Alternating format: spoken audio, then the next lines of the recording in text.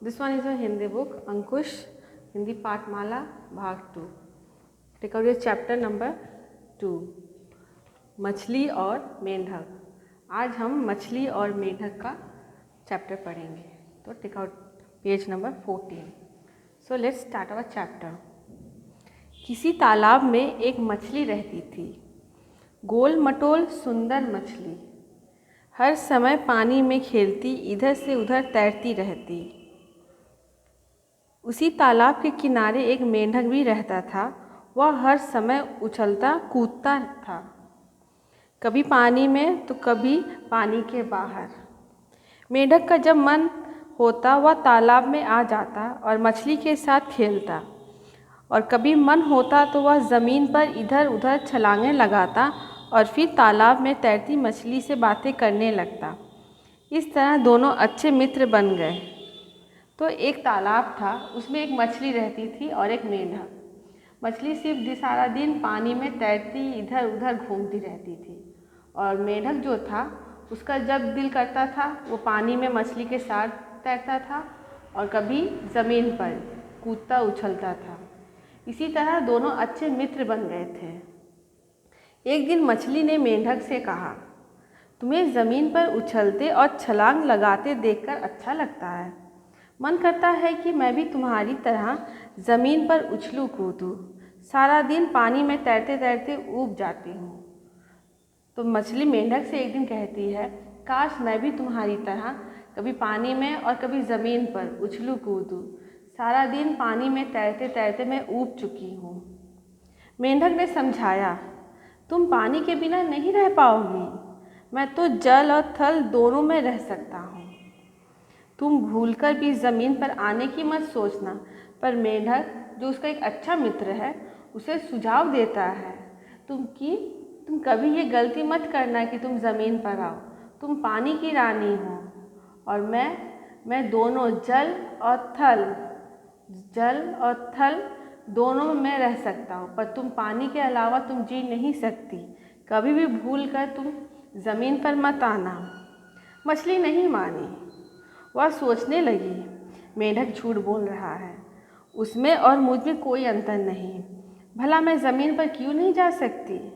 तो मछली को लगता था कि मेंढक उसे झूठ बोल रहा है, वो ज़मीन पर क्यों नहीं जा सकती, वो भी तो मेंढक की तरह है। पर क्या हुआ, बस फिर क्या था, उसने एक लंबी छलांग लगाई और पानी से बाहर आ गई। थोड़ी ही देर में उसे सांस लेने में कठिनाइयाँ होने लगी। उसका दम घुटने लगा, वह तड़पने लगी। और फिर क्या था, जब मछली ज़मीन पर आई एक लंबा छलांग लगाकर, वह तड़पने लगी। वह तो पानी के बिना नहीं जी सकती मछली, तो वह तड़पने लगी, उसका दम घुटने लगा। तभी मेंढक की नज़र उस पर पड़ी। उसने किसी तरह मछली को वापस पानी में ढकेला। पानी में पहुँचते ही मछली सांस लेने लगी। उसकी जान में जान आई। पर मेंढक ने एक सच्चे मित्र का फ़र्ज़ अदा किया। उसने जैसे ही देखा मछली पानी से बाहर आकर उसका सांस घुटने लगा, वो उसे तुरंत जाकर पानी में ढकेल दिया और मछली की सांस में सांस आई। वह अच्छी तरह से समझ गई थी कि सब प्राणी अलग होते हैं। मछली के लिए तो पानी ही सब कुछ है। वह पानी के बिना जीवित नहीं रह पाएगी। तभी तो कहते हैं, मछली जल की रानी है, जीवन उसका पानी है। हाथ लगाओगे डर जाएगी, बाहर निकालोगे मर जाएगी। अर्थात हम जो जैसा है उसको वैसा ही रहने देना चाहिए। मछली पानी के अलावा बाहर ज़मीन पर आएगी तो वह जी नहीं पाएगी। पर उसने यह बात बहुत देरी से समझा। अब आता है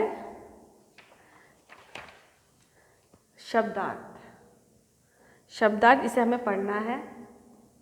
तो पहला है मित्र। मित्र मतलब दोस्त। अंतर मतलब फर्क या भिन्नता। कठिनाई, तकलीफ, परेशानी। जीवित, जिसमें जीवन हो। अब आइए देखते हैं, इधर कुछ मुहावरे दिए गए हुए हैं। तो पहला है दम घुटना, सांस लेने में मुश्किल। जान में जान आना, मृत्यु होते होते बचना। तो अर्थात ये जो चैप्टर आज हमने पढ़ा मछली और मेंढक, इसका समरी हम यह समझते हैं, इसका व्याख्यान यही है कि दो मित्र थे, एक मेंढक और एक मछली, दोनों के संबंध बहुत ही अच्छे थे।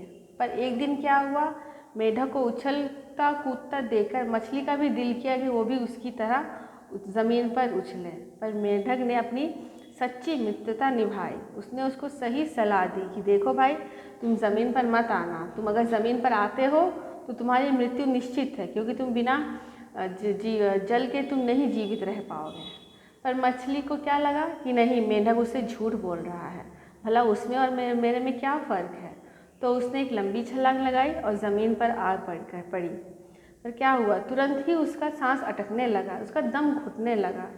पर मेंढक ने मित्रता निभाते हुए उसे तुरंत पानी में ढकेल दिया, उसका जीवन बचाया। तभी जाकर मछली को यह ज्ञान प्राप्त हुआ, सभी प्राणी अंतर हैं, सब में कोई समान नहीं। और जो सच्चा मित्र होता है वही आपके दुर्लभ वक्त में आपका काम आता है। तो ये हुआ हमारा चैप्टर फिनिश हुआ, तो हमारा शब्दार्थ भी समाप्त होता है।